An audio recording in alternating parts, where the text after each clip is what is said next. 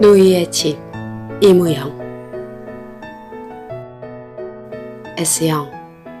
형의 글을 받고 역시 사람이란 물과 같은가 보다 했소이다. 그릇에 담아서 형태가 변하는 점에서 신문이나 잡지 편집자에게는 양심이라고는 티끌만큼도 없느니라고 언젠가 형의 논문에 오자가 연함은 게 났던 것을 예로 들어서 만나는 사람마다 붕괴를 하고 현대 조선의 인쇄술이나 현재 우리네 언론기관의 기구로는 그것이 거의 절대일 정도로 불가능하다고 변명을 하니까 그럴진데 맹세코 그런 기관에 직을 갖지 않으니만 갖지 못하다. 그런 것을 알고서도 몇 푼의 월급을 위해서 즐기어 파렴치한 직업을 가짐은 경멸하기에 족하지 않느냐. 이렇게 붕괴하던 형이 그때보다 별로 나아지지도 못한 잡지사에 직을 구한 것은 아우에게는 한 경이었거니와 그보다도 아우를 놀라킨 것은 같은 학자들 중에서도 융통성이 없기로 유명하던 형이 잡지 편집에 관계한 지 불과 석 달에 이런 안을 내었다는 점이었습니다. 친구가 맡긴 돈이라고 어린 것이 폐렴으로 그야말로 명제 경각이 위기에 있는 것을 보고도 그 돈을 헐어쓰지 못하고 드디어 어린 것을 희생시킨 형으로서 어찌 잡지 편집에 직을 구할 용기가 났을까. 형은 물론 환멸을 느끼고 그만두리라 이렇게만 보고 있던 아우는 겁언 그분께 보낸 편지를 받고는 더욱 놀랐던 것입니다. 사실 형이 준 제목은 벌써 3년 가까이 붓을 들지 않은 아우에게 비상한 흥미를 주었더이다. 동기야 무엇이었든 한 번 붓을 놓고 3년간 여러 편집자에게 졸려가면서도 파괴를 하지 않은 아우에게 다시 붓을 잡을 흥미를 일으켜 주었다는 점만으로도 편집자로서의 형의 수완을 만점이라 하지 않을 수 없습니다. 다 알다시피 빈곤한 잡지사로서 원고가 되어 들어오기보다도 허실이 되기에 더 가능성이 있는 아우에게 선뜻 30원의 성금을 보낸 점이라든가 이 돈의 소비 기록을 지목한 점이라든가 역시 형에게는 그런 소질이 다분히 있었던 것이 아닌가 했습니다. S형. 형의 글과 돈을 받아지고 아우는 돈의 용도를 여러 가지로 궁리해 봤습니다. 실로 진지한 태도였습니다. 아내와 의논도 해봤습니다. 친구를 만나서도 만일 누가 자네에게 돈 30원을 쓰라고 주며 그 돈의 용처를 일일이 보고하란다면 하고 질문도 해보았습니다. 대답도 구구했습니다. 너와 나와 단둘이서 술을 몇 병 차고 어느 깊숙한 산중에 가서 한 방울 남기지 말고 먹고 오자는 친구도 있었고 모자가 너무 풀이 죽어서 아편쟁이 같으니 제발 모자나 하나 사 쓰라는 친구도 있었습니다. 또 어떤 친구는 30원을 전부 들여서 연애편지를 몇백 장이고 써서 동명이고 번지고 여자의 이름이고 생각나는 대로 써서 붙여보라는 축도 있었습니다. 30원을 꼭꼭 싸서 은행 들창께서 떨고 앉은 거지 손에 쥐어주어 보라는 친구도 있었습니다. 다 재밌는 아니었습니다. 그러나 어느 것이나 다 아우에게는 과분한 아닙니다. 밥티로 새로 잡듯이 세상을 살아온 아우의 배짱은 모두 분이가 떴습니다. 그래서 결국 아우는 옹졸한 못나디 못난 성격에 맞는 안을 세웠더이다. 고향, 여기저기에 헤어져 있는 누이들을 찾아보기로 했습니다. 고향을 떠난 지도 20년, 그간에 4, 5년에 한 번씩 들르기는 했으나 누이들을 찾아볼 여간은 없었습니다. 그러니까 누이들은 모두 출가한 뒤로 한 번도 만난 적이 없습니다. 그러고 보니 어떤 누이는 15년도 되고 어떤 누이는 10년 혹은 7, 8년 모두 이렇게 되나 봅니다. 아우는 본시 7남매입니다. 맏형 밑으로 누님이 2분, 내 밑으로 누이가 3, 도합 5입니다. 모두 고향을 중심으로 30리 혹은 4, 50리, 먼 데는 100여리 이렇게 흩어져 있을 겁니다. 그러나 나이도 잘 모르겠고 외부의 성명도 알 리 없고 어떻게 사는지들도 알 길이 없습니다. 아우는 그저 누이들이 5이 있거니 하고 살아왔고 그네들도 내게는 동생 혹은 오라버니 서울 있거니 이렇게 막연히 알고만 있을 겁니다. 동생은 잘 살겠거니 누님들은 나보다 다 낫겠거니 서로 이렇게 믿고만 삽니다. 그 누이들을 찾아보기로 한 것입니다. 어쩌다 그런 새삼스런 생각이 들었는지 아우도 모릅니다. 그저 나도 모르게 퍼뜩 그런 생각이 들더이다. 전날 밤에 아내가 차린 구멍가게를 아내가 저녁 먹는 동안 지키고 앉았으려니까 웬 텁수룩한 여인네가 한 대나 됨직한 쌀자루를 들고 어린 것을 주려는지 눈깔 사탕 2개를 사갑디다. 깜성이기는 분명한데 진 회색으로밖에 안 보일 정도로 빛이 바랜 치마 저고리에 집신을 신었더이다. 허우대는 크나 얼굴이 부승부승한 것은 분명히 살이 쪄서가 아니라 부은 것 같았습니다. 앞으로 보나 뒷매로 보나 어디 한 곳이 특징이 없는 그저 조선 농촌 어디를 가나 한 동리에서만은 연함은 식은 무난히 찾아낼 수 있는 그런 평범한 여인이었습니다. 한 30여 세는 되었을까. 그날은 마침 추위다운 추위를 모르고 지낸 금냥 겨울날 치고는 찬 날이었습니다. 거리에는 겨울 아침 참새처럼 고개를 움츠린 사람들이 회색 하늘을 힐끔힐끔 흘겨보며 가고 오고 하고 있었습니다. 그들은 비가 오는 것도 아닌데 추녀 밑으로 쫙 붙어서서 걷고 있었습니다. 그 여인은 눈깔 사탕을 사가지고도 웬일인지 가게 앞에서 움직이지 않았습니다. 뭘 더 사려는가 했으나 그렇지도 않은 모양이었습니다. 얼마를 초라하니 서서 오가는 거리 사람들을 바라보고 있던 여인은 아무 말 없이 가려고 하다가 다시 되돌아서서 이 두부 얼마씩입니까? 8전입니다. 쥔 아주머니 어디 갔습니까? 네, 안에서 저녁 먹습니다. 여인은 또 한참 두리번거리더니 손에 쥐었던 돈을 헤어보는 모양입니다. 아마 돈이 모자라나 싶어 1, 2전 모자라면 다음에 가져오라고 주어 보내리라 좀 생각하고 있었으나 그는 머뭇머뭇하다가 그대로 휙 가버렸습니다. 그저 그뿐이었습니다. 그러고 말았는데 어쩐 일인지 퍼뜩 나는 고향에서 헤어진 채로 있는 누이들이 보고 싶다 생각했습니다. 먹고 싶은 것이나 입고 싶은 것이 생각이 나면 안달이 나서 못 참는 아우입니다. 그렇게 한번 생각이 들자 걷잡을 수가 없었습니다. 아우는 그날 밤으로 행장을 차렸습니다. 언제나 흐리터분한 얼굴로 담배만 빨고 앉았던 아우가 갑자기 어린애처럼 좋아하는 것을 보더니 아내도 대견하던지 가게에서 곶감이고 외금개며 과자 부스러기를 5뭉치를 싸줍디다. 너절해도 이게 5원각수 치야요.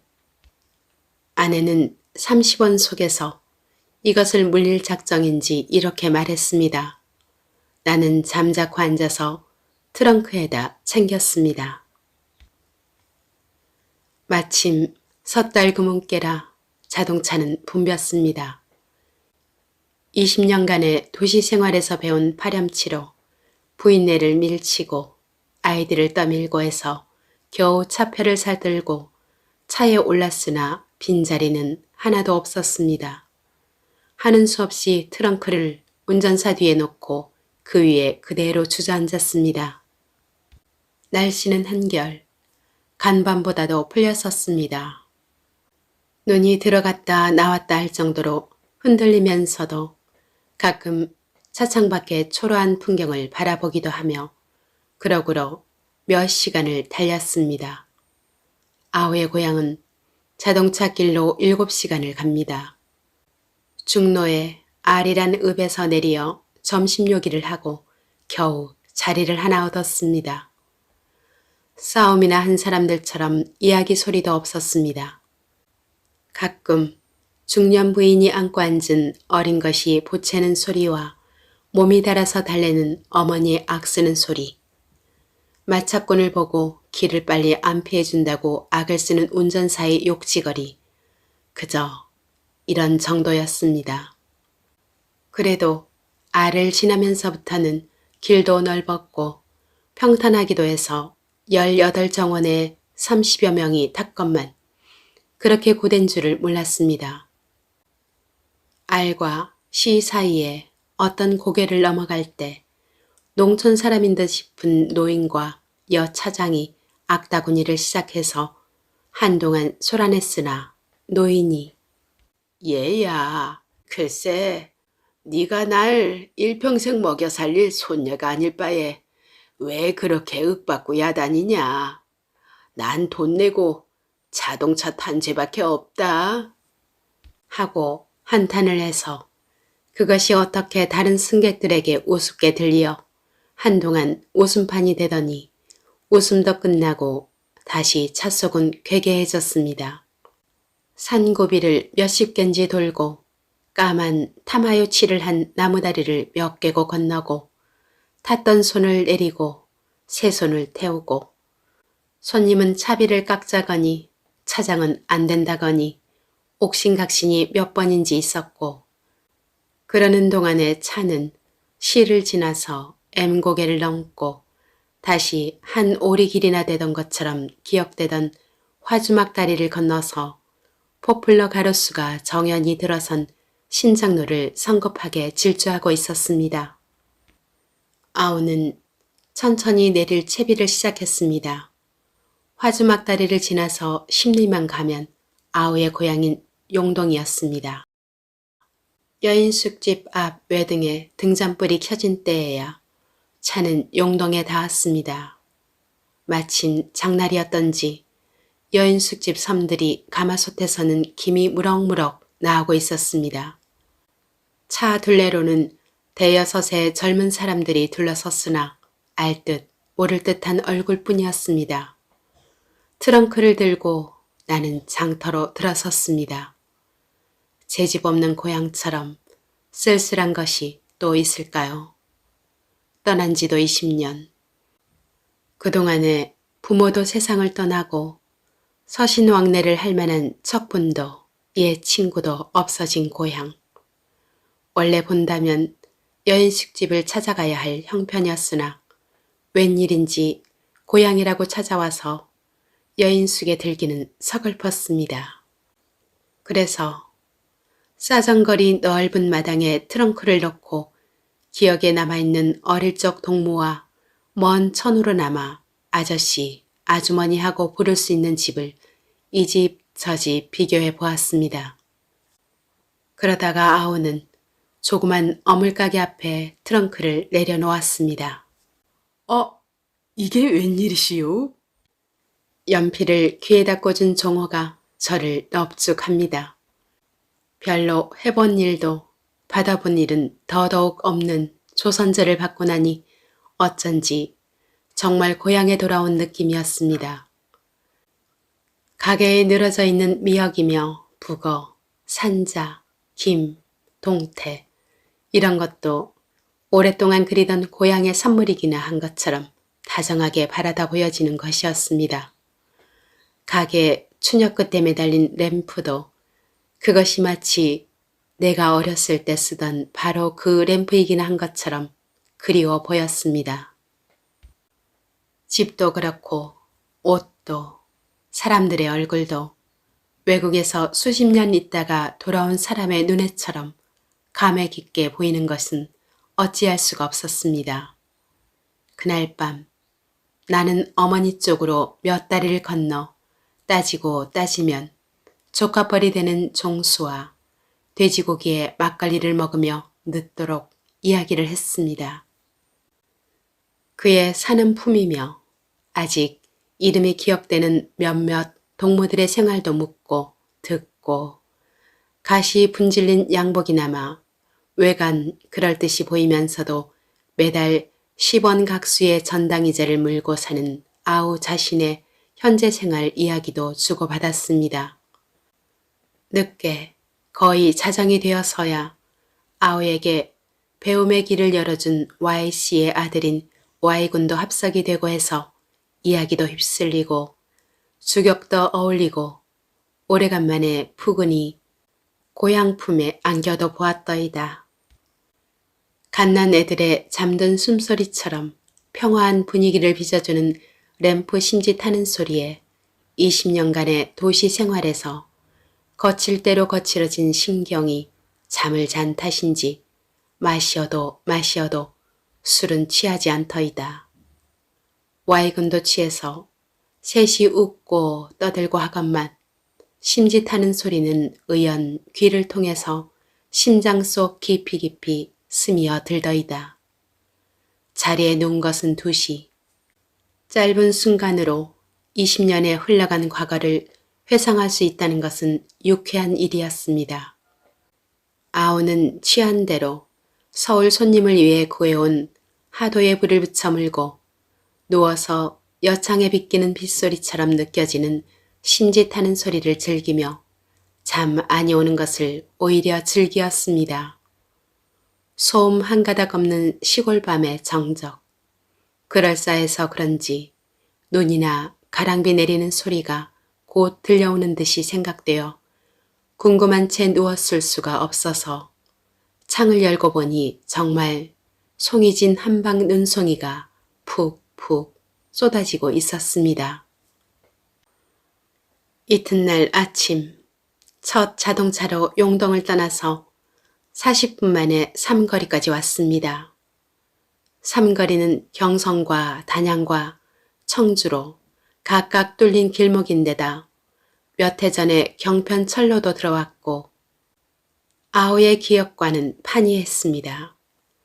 중화요리라고 써붙인 판때기도 추녀꽃에 달렸고 마루보시 지점이니 이발소며 곡물검사소, 잠사 공동판매소 등 제법 역전의 면목을 갖추었습니다. 여기서 단양 가는 길로 한 산마장 내려가다가 내를 건너서 다시 한 오리 가면 징계골이라는 동리에 아우의 만누님이 살고 있었습니다. 이 만누님은 하블하 지금 50은 됐을까 합니다. 그가 출가할 때 나는 코를 흘렸으니까 아마 그럭저럭 30년이 되었을 게고 보니 그동안 손자도 여러 보았을까도 합니다. 집이 가난하고 가난할 뿐만 아니라 지체도 없어 배운 것도 없이 겨우 업문을 깨쳐서 배비장전을 뜯어보다가 출가한 터라. 남편 되는 이도 일평생 땅을 파먹은 그런 사람이었습니다. 언제던가 그가 아직 철이 못 났을 때 어머니가 맞사이를 보고 오진 못하더라도 가끔 편지나 하라고 이러니까 낯을 놓고서야 기억자도 분간 못하는 위인이 편지가 다 뭡니까? 하며 어디서 들었는지 무소식이 희소식이라고 하던 기억이 있을 뿐 그의 얼굴 모습은커녕 성명조차도 아리송한 터수입니다. 징계골이란 양미간처럼 생긴 산 북판에 자리를 잡은 동리였습니다. 한데 뒷간까지 합쳐도 30호가 될지 말지한 산속이라 그런지 돌담이 엄청나게 많은 빈촌입니다. 동그 들어서면서 밭 흙덩이를 발로 뭉개보니 끈기 하나 없는 모래 흙인데다가 빛도 붉었습니다. 개암이나 감, 대추 같은 과목이라도 쫙 들어박혔음직한 위치였으나 초라한 포플러 나무밖에 나무라고 이름질 만한 나무도 변변치 않은 그런 동리였습니다. 한복판쯤에 느티나무 고목 한 개가 서 있으나 담배라고 써붙인 양철 쪽이 더 득세를 하고 있게 썩어 문드러졌고 작년보다는 연사가 났다고 하는데도 새로 해에 이은 지붕이라고는 4대집에 불과했습니다. 이 붉고 모래만 우수수한 흙, 초라한 포플러, 무너져가는 돌담, 낙타등처럼 구덩이가 진 썩은 지붕, 만 누님이 사는 징계골이 이 초라한 표정을 볼 때 아오의 가슴은 아팠습니다. 저 흙에 심은 곡식으로 연명을 할 깨고 보니 사람의 살 길이 어디 부드러울 수 있을 깨며 산중이면서도 과목 한 개 꽂힐 자리가 없는 그네들의 살림이고 보니 어찌 하루의 노역을 감당할까. 아오는 또 벌을 내다보았습니다. 빤히 하늘로만 뚫린 천수답, 총각의 수염터 자리 분순화되는 벼뱀 포기, 저 밭, 저 논이나마 우리 누님은 얻어붙이는 사람이 아니기를 아오는 빌고 빌었습니다. 낙타등처럼 울멍줄멍한 지붕 중에 그 어느 집도 내 누님의 집이 아니기를 충심으로 빌었더이다. 동구 들어서면서부터 만난 몇 아이들을 보고도 내 누님의 아들과 딸만은 저렇도록 누룩게한, 저렇도록 창백한 피골이 상접한 인간들이 아니기를 바랐더이다.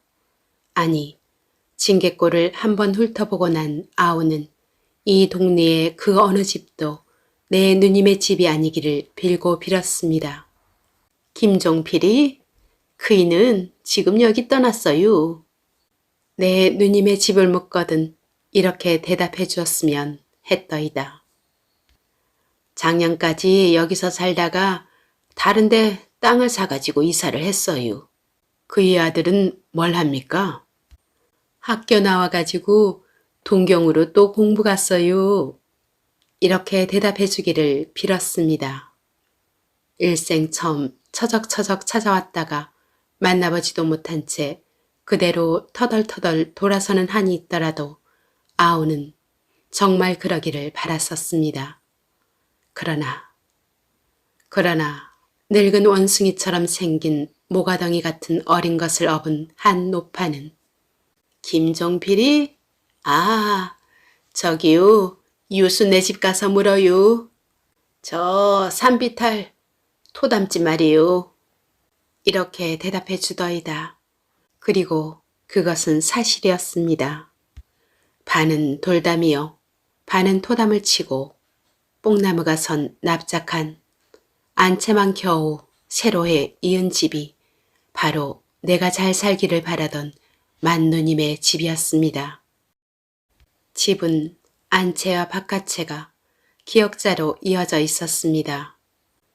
명색이 사랑으로 된 방문 앞에는 넓은 토방이 있고 그 토방에는 깨진 오줌 장군과 그 옆에 썰애가 걸려 있었습니다.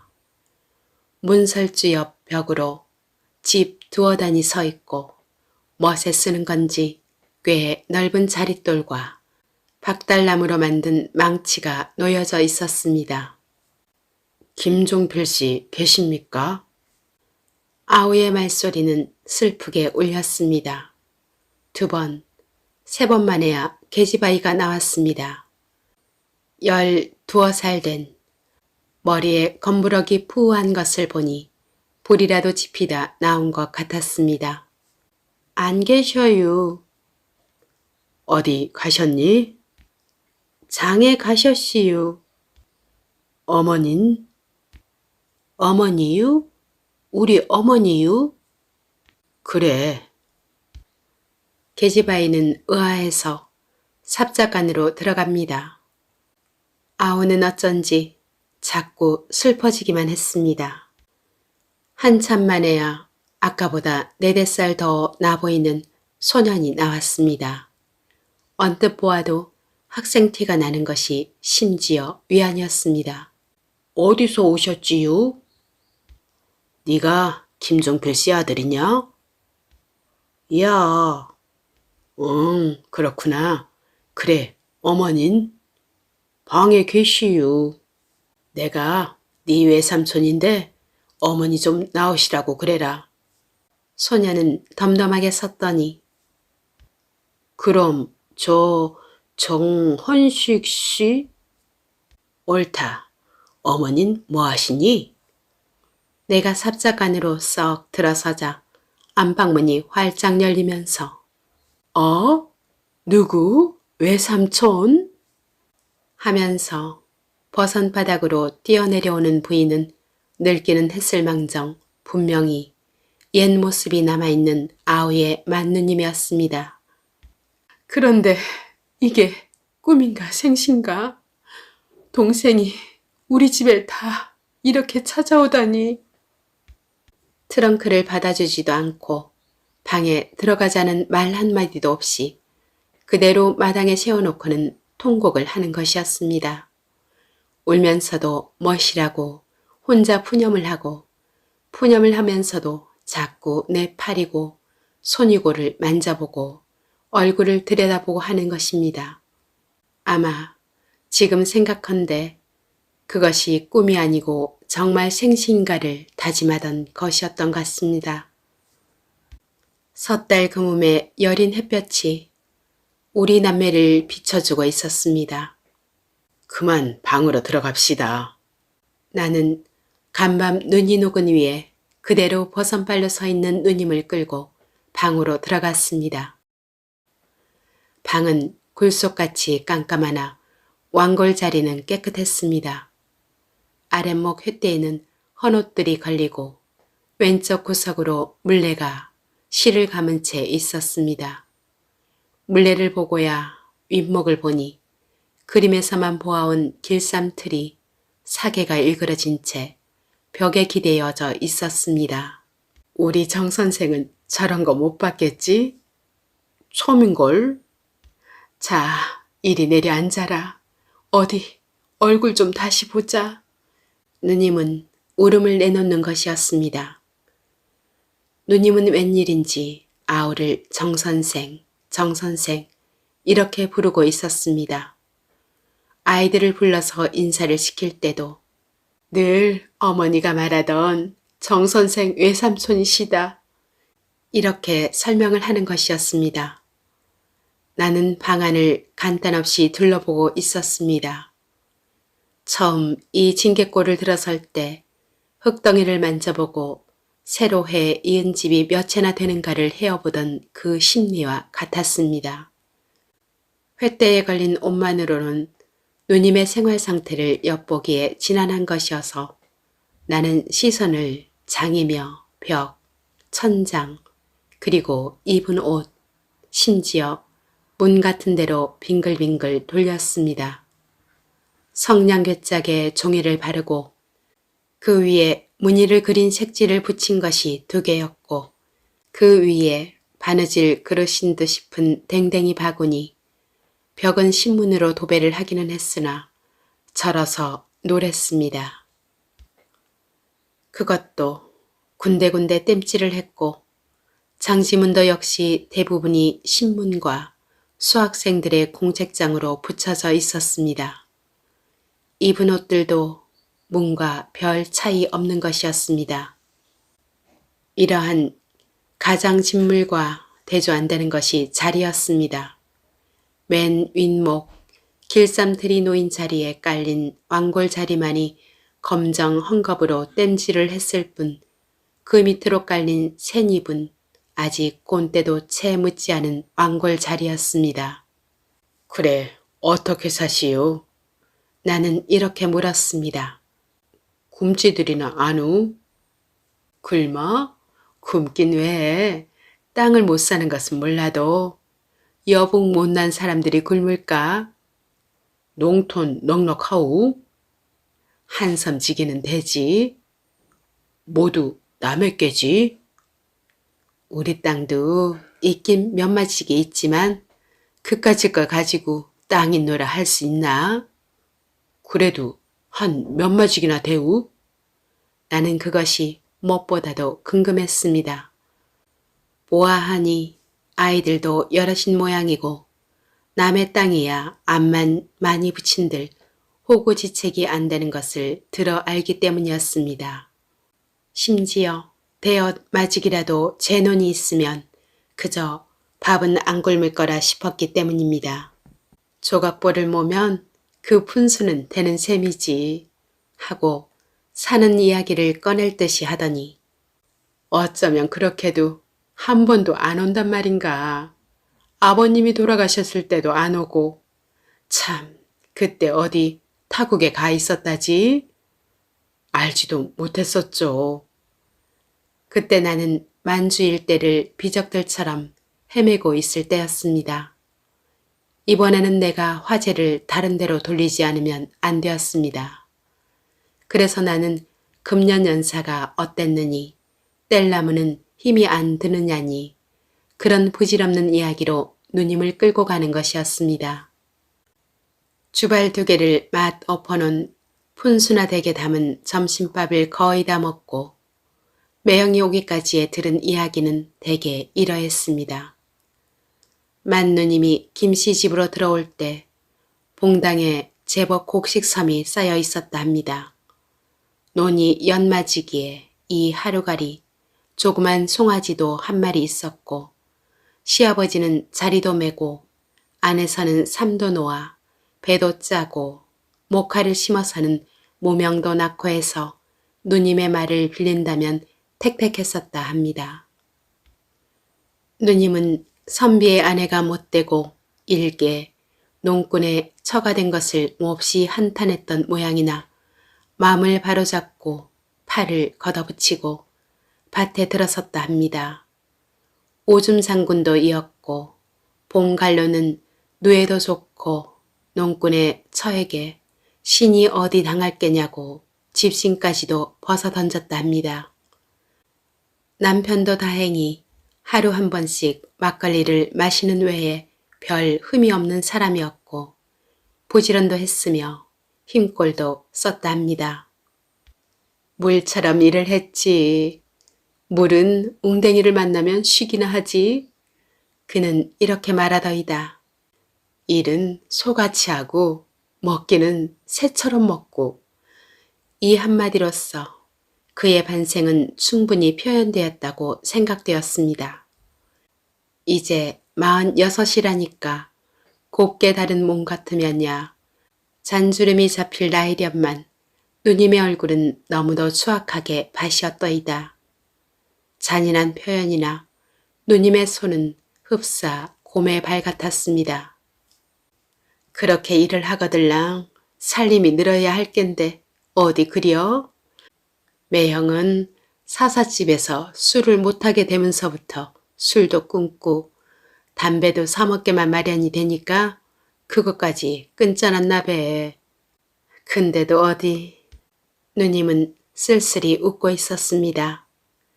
매형이 되는 김종필 씨가 장에서 돌아온 것은 동중불락에 가는 연기가 한창 하늘에 뻗칠 때였습니다. 그는 들어오던 길로 여보, 별일 없었소? 하고 묻다가 토방에 놓인 구두를 보았고 구두를 보았다고 생각한 순간에 안방에서 양복쟁이가 툭 튀어나오자 그대로 가슴이 덜렁했던 모양입니다. 그는 나를 보더니 잽싸게 아내한테로 시선을 보내는 것이었습니다. 동생이여요. 우리 정선생. 아, 정선생인가. 그는 입이 떡 벌어지면서 거참 오래간만이고 저렇게 장성했으니 알아볼 수가 있다고. 장성했나요? 늙었지요. 나는 이렇게 우스갯소리를 할 수 있을 만큼 그에게서 듬직한 그리고 믿음직스러운 인상을 받았던 것입니다. 글쎄 그렇다니까. 볼일을 보고 돌아서는데 어쩐지 마음에 서운하더라니까. 그래서 쇠장까지 나왔다가 되돌아가서 이걸 한 건 사가지고 왔지 하며 신문지 뭉치를 내준다. 거참 잘하셨시요. 그렇잖아도 지금 뭘 반찬을 내주나 하고 몸이 단판이래요. 사람도 수학은 못했을 망정 그날 하루 일도 못 내다볼까 싶던가 하고 그는 호걸 웃음을 웃었습니다. 저녁상을 물리고는 건넌방으로 건너갔습니다. 건넌방은 올해 삼거리 소학교 졸업반인 아들이 쓰는 방이라 합니다. 백노지로 도배도 했고 반자도 들여서 제법 깨끗했습니다. 윗벽에는 동아일보 부록으로 발행했던 충청도 지도가 붙어있고 인구 단련이니 지성 봉공 이런 문구를 쓴 종이 쪽지 책상머리에 몇 장인가 붙었습니다. 내일은 내가 하라. 이런 문구가 붙었는가 하면 무지는 나의 적이다. 타도 장계석 마치 식당의 음식 종목처럼 구석구석에 붙었습니다. 아우는 이 소년의 방을 통해서도 이 세태를 감촉할 수도 있지 않은가 이런 생각을 해보았던 것이었습니다. 매형은 봄에는 그렇지도 않았으나 이야기를 시작하면 끝이 없었습니다. 그의 이야기는 결국은 자기 아내가 한 이야기의 되풀이였습니다. 그럴 밖에 없기도 했습니다. 그들은 그 외의 생활도 없었고 세계도 없었고 지식도 없었습니다. 아내와 더불어 얼마나 많은 일을 했으며 아내와 더불어 얼마나 적은 분량의 음식을 먹기에 노력해왔으며 또 아내와 더불어 얼마나 헐벗기에 애써왔는가의 되풀이였습니다. 그의 아내는 소처럼 일하고 새처럼 먹었다고 표현을 했는데 그는 소처럼 일하고 붕어처럼 물만 먹고 살았노라 하였습니다. 아내는 고생한 이야기를 하며 붕괴하던데 그는 껄껄 웃었습니다. 그것은 마치 행복을 마음껏 누리는 사람의 지난날의 고난을 이야기하는 것과 같은 말씨였고 태도였습니다. 그의 이야기는 구절구절에 실감이 있었고 그 태도에는 어딘지 모르게 초연한 데가 있었습니다. 그의 이야기를 들으며 나는 내가 지금까지 살아온 20년간의 생활을 돌아보는 것이었습니다. 불안과 초조와 반항과 비관, 악질을 박박 써가며 친구를 속이고 저를 속이고 그러고도 오히려 부족해서 남을 헐뜯고 자기를 모욕하고 살아온 과거, 아니 그렇게 살고 있는 현재의 자신을 돌아보았습니다. 그는 애지중지하는 논 두마지기를 팔아서 빚을 갚은 데 대해서도 대범했습니다. 그까짓 나머지 두마지기까지 다 팔아도 좋다. 판 사람이 있을째야 산 사람이 있을 게고 산 사람이 있을진데 그 땅을 메고 그야말로 땅속으로 들어간 것은 아니겠고 보니 내가 가지나 제가 가지나 조선 땅 안에 있기는 매일반이요. 조미 먹는 것도 아니요. 죽처럼 삭는 것도 아니고 보니 그것을 탄해서 괴로워할 아무런 이유도 없다는 그런 말씨였습니다. 그래서 나는 저놈 보고도 하며 윗목에서 이야기를 들으며 집신총을 비비고 앉은 자기 아들을 가리켰습니다. 저놈 보고도 아예 물욕일랑 피지 말라 가르치네. 욕심은 일에 내야지 물건에 내면 못 쓰느니라고. 이때까지 덤덤히 앉아서 신총을 비비고만 있던 소년이 이때 아랫목 쪽으로 몸을 획 돌렸습니다. 매형도 그랬겠지만은 나 역시 밤이 길어서 좀 쉬었다 할 요량인 양만 여겼던 것입니다. 그러나 소년은 그런 막연한 동기로만 돌아앉은 것이 아니었습니다. 그는 자기 아버지를 보고 말했습니다. 그러니까 우리는 이렇게 못 살아요. 멋이?